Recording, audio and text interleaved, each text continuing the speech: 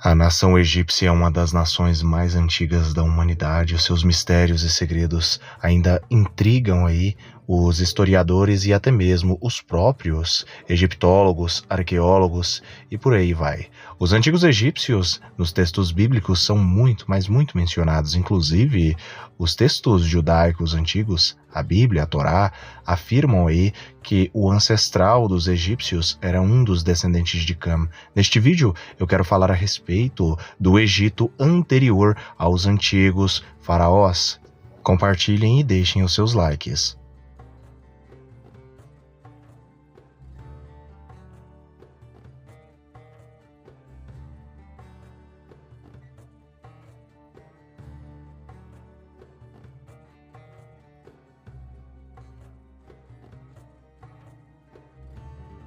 O Antigo Egito foi uma civilização do antigo Nordeste da África. Estava concentrado ao longo do curso inferior do rio Nilo, situado dentro do território contemporâneo do Egito moderno.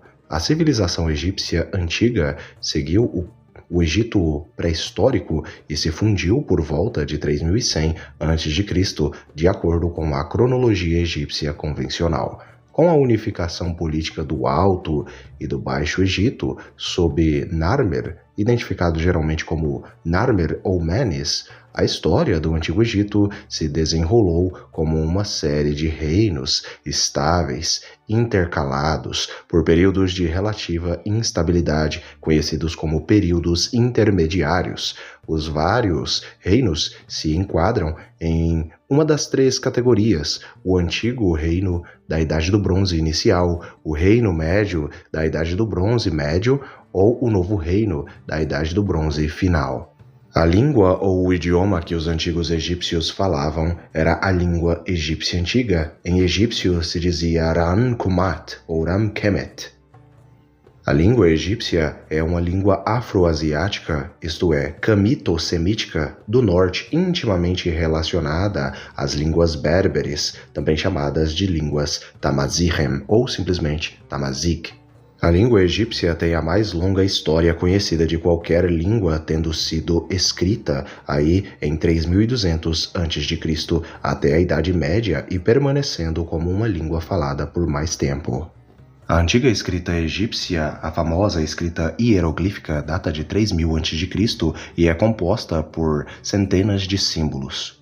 Segundo os antigos textos judaicos, cristãos e até mesmo islâmicos, antes mesmo dos antigos faraós, antes dos reis míticos do Antigo Egito, o ancestral comum do povo egípcio, biblicamente, é chamado e tido como Mizraim, o filho de Cam. A terra do Egito, inclusive nos textos bíblicos, é chamada de a terra de Cam. Uma curiosidade interessante linguística é que o nome Kemet, que é Egito em egípcio antigo, ou Kumat, Egito em egípcio antigo, ambos os termos significam literalmente escuro ou até mesmo preto.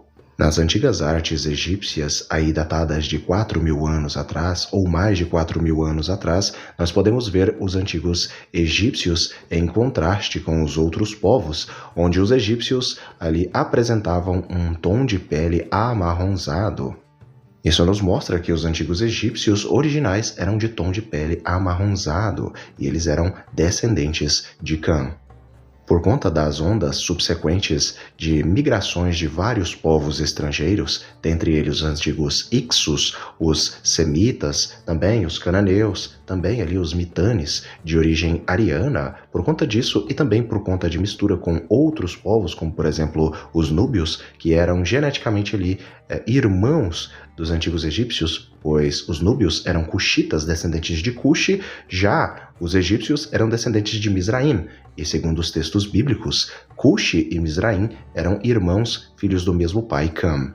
Nas artes egípcias nós podemos ver ali que os egípcios antigos eles eram parecidos com os antigos cuxitas ali da Núbia, da Etiópia, do atual Sudão, sul do Sudão e outras regiões da África. Eles eram similares, porém os cuxitas tinham um tom de pele mais retinto em comparação aos egípcios. A miscigenação no Antigo Egito foi muito forte, o que resultou com que a população egípcia nativa se mesclasse com as várias outras estrangeiras que adentraram o território egípcio ao longo dos milênios. Numa análise linguística a respeito do termo do nome Mizraim, Mizraim é um cognato hebraico de uma palavra fonte semítica comum para a terra agora conhecida como o Egito. Em várias outras línguas semíticas, o termo também é muito semelhante a Mizraim e é muito semelhante ao Misr do árabe, no árabe moderno, o Misri, nas tábuas de Amarna acadianas do século XIV a.C. Na língua ugarítica se dizia Mishrim em ugarítico. Mizraim em textos neobabilônicos, ou Mushur em acadiano neo-assírio, como visto no cilindro de Hassam.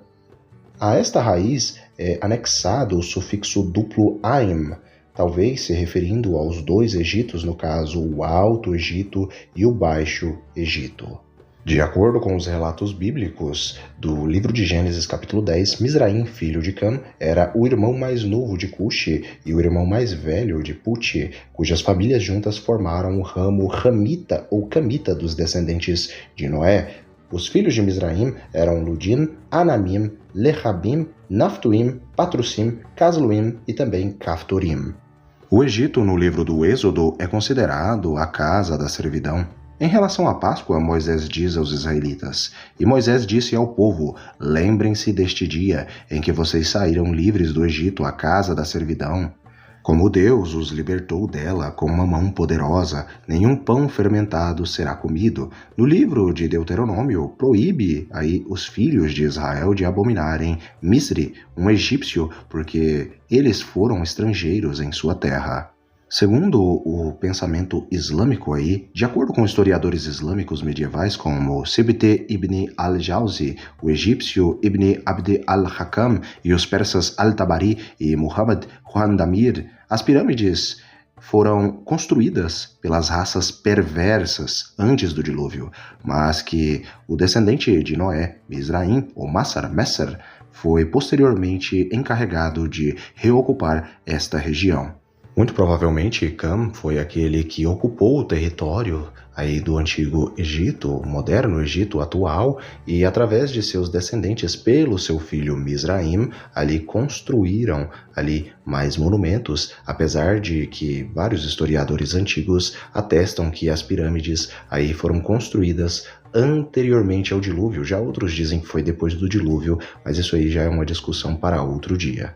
No livro de Gênesis, Abraão, Sara, junto com seu sobrinho Ló, estavam vivendo em Canaã quando uma fome atingiu a área e então o grupo viaja para o Egito, onde o faraó, seduzido pela incrível beleza de Sara, a fez sua concubina, entre aspas, sem saber que ela era casada, porque Abraão se apresenta como seu irmão, não seu marido. O faraó dá vários presentes a Abraão em troca de Sara, na forma de gado e escravos, um dos quais é Agar, e que mais tarde se tornaria a concubina de Abraão e a mãe de seu filho primogênito Ismael.